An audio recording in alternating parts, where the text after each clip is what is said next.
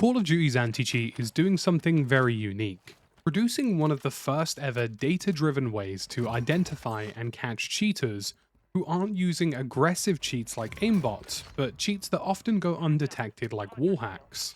And today I wanted to talk about Call of Duty's approach to tackling these cheaters, and also talk about the things that I still feel they're getting fundamentally wrong. While this blog and update is very promising and does actually pose some sort of hope for the future, there are still underlying problems with how Call of Duty handles its anti-cheat, and things that I think they're getting fundamentally wrong that means that things will never improve. And if you're like me and you've seen an abundance of cheaters in the last couple weeks or months, then chances are you probably feel the same.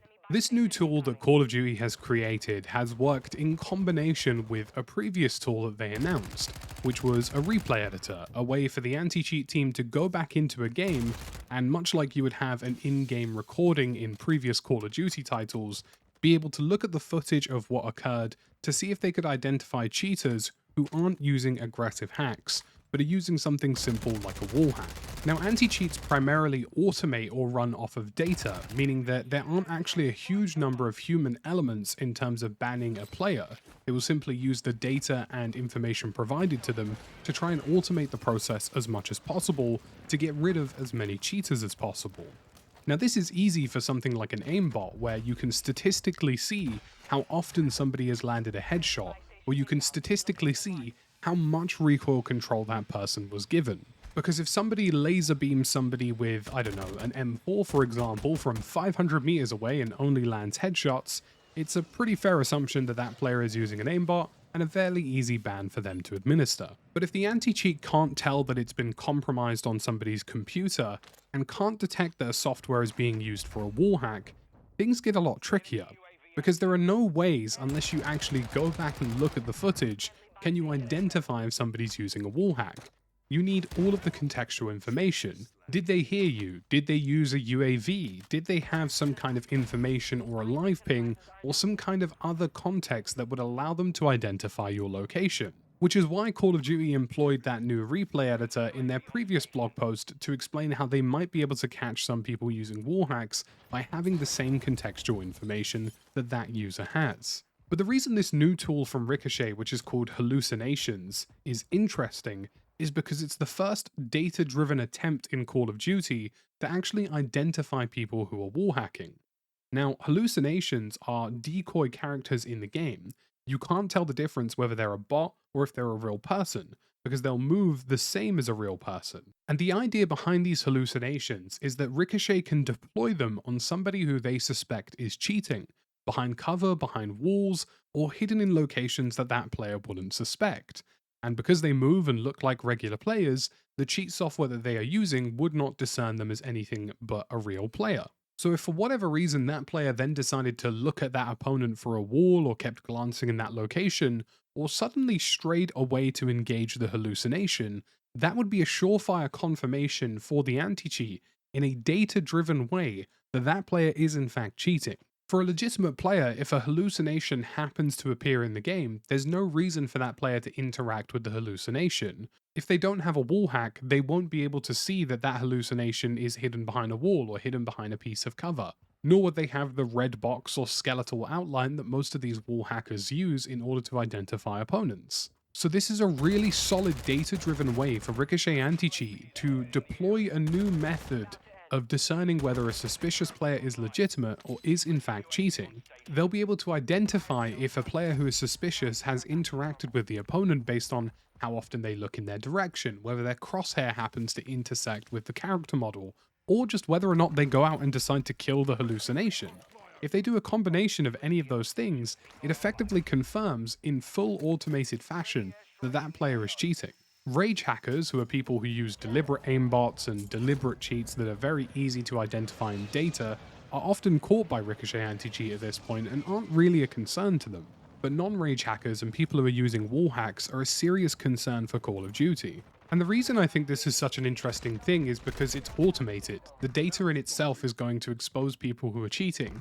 And they did say in this blog post that for every one report of a cheater in Modern Warfare 2, 4 other accounts were actually banned or prevented from cheating because of the data collected off of that single person. Now, I do want to read one really interesting part of this blog post, and it's something that the Ricochet team were keen to identify. And they said that they wanted to clarify that as part of the Ricochet anti-cheat, both mitigations and detections, the mitigations and the detections cannot deploy without a reason. They specifically say that mitigation triggers do not consider you having the best game of your life as an abnormality. And they also say that spam reporting can't activate any kind of additional mitigations without additional corroboration. So effectively what they're saying here is that the game itself, be it client side and server side, is communicating information about the anti-cheat and potential compromises, and your in-game reports, whilst are additional information, do not actually serve as a way to install these mitigations. So hallucinations, disarming you, being nerfed by Ricochet anti-cheat, all of these are things that are only ever deployed if they see an abnormality inside the files themselves. So if you are a player who sees one of these mitigations, you get nerfed, you see a hallucination, or you find yourself regularly shadow banned, there is a chance that there is something on your computer or in your files which is triggering this. And I'm not necessarily saying that you are a cheater. There are cheats that will of course cause these things, but there are also other softwares that have been known in the past to trigger anti-cheats, such as PC RGB software. DS4 Windows has had some question marks around it in terms of what it could trigger, and often even some motherboard softwares have been known or known to cause some issues with other games' anti-cheats and likely would do the same in Call of Duty. Now, notoriously, I was shadow banned something around 7 to 10 times in Warzone 1, and I haven't been shadow banned since in Warzone 2. I am on a new PC, and I did find myself regularly often spam reported by enemy opponents who were spectating me and saw me sniping in-game on controller. But Ricochet is now clarifying that as of Warzone 2 and in this current instance, you will only ever find these mitigations occurring if it's something that they feel is abnormal. And in the final part of this blog, they also note that they've seen a 59% drop in third-party controller devices, things like Cronus Zens, Zims, things that can actually help people cheat on console by reducing recoil, giving them some kind of extra scripts, so on and so forth. So it appears that that seems to be working. Now, I will say on the whole that I honestly think this blog post is very promising, but I don't think Ricochet is actually working. If you play Call of Duty Warzone 2 ranked, or if you play Modern Warfare multiplayer ranked above silver for more than 10 minutes, especially on multiplayer ranked, you will run into a large number of cheaters. On Warzone ranked and in multiplayer ranked, I have ran into an abundance of cheaters. And on multiplayer ranked, there have been times where I've even questioned if the anti-cheat is even running. That's how blatant some of the people are inside that system. And I think one of the biggest things for me is that I have noticed cheaters doing certain things in the game as a regular player that the developers have not even acknowledged as a cheat and have not banned people for. There have been players using helicopters to glitch 5,000 meters into the sky using some kind of cheating software since Season 2.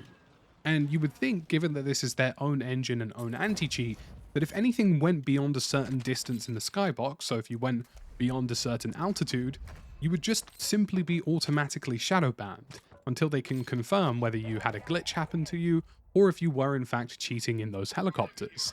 It's extremely common. And I also know as a regular EU player that a large number of players from China and a large number of players from out of region have been DDoSing European servers as a way of selling nuke skins. And once again, we've had no communication, traction, or visibility on these issues, despite the fact that they still happen, they still exist, and they were happening excessively in previous seasons. Having a data-driven way to identify if somebody is wall hacking is a very advanced thing for an anti-cheat, and something that is in fact extremely promising for Warzone 2. But if I'm being totally honest, what I've witnessed on the ground as a player just hasn't made Warzone 2 an enjoyable experience. I still think there are a high number of percentile of cheaters, especially players from out of region, which again, you would think would be even easier to identify in their systems. And as much as I want to believe the team over at Call of Duty and over at Ricochet, as somebody who plays Warzone 2 ranked at a very high level, I don't. I see regular cheaters on a fairly common basis, and if you speak to people who play multiplayer ranked, the situation over there has at some times been straight up unplayable. I honestly think Call of Duty should consider making console crossplay only an option, or should consider making their main competitions, both CDL and Warzone competitions, exclusive to console-only platforms. Because it seems to me that Ricochet isn't really doing a good enough job of identifying players who are cheating. And I don't think I can confidently say, as somebody who's played in the World Series of Warzone first stage, and as somebody who plays Warzone ranked regularly, that my competition so far has been legitimate. We've even had a player who was competing in the Challengers League who was a former CDL professional banned at Call of Duty Challengers. Somebody who was allegedly an incredible player on console, somebody who was allegedly a very talented player before he'd even gotten onto PC gaming, and now he's been found to be cheating as well, and actually ran away from the venue after he got banned, and his teammates who he were competing with were automatically disqualified from the competition. So if somebody who can get as high as the Call of Duty Pro League, or players who can potentially get as high as competing in money competitions in the World Series of Warzone can make their way past Ricochet, then does Call of Duty really have a hope? In my view right now, I don't think I'm convinced, and I think Call of Duty console players deserve a lot better than the current situation we're seeing. I'm interested to hear your thoughts and feelings on this in the comment section below, but as always, thank you for watching, and I'll see you in the next one.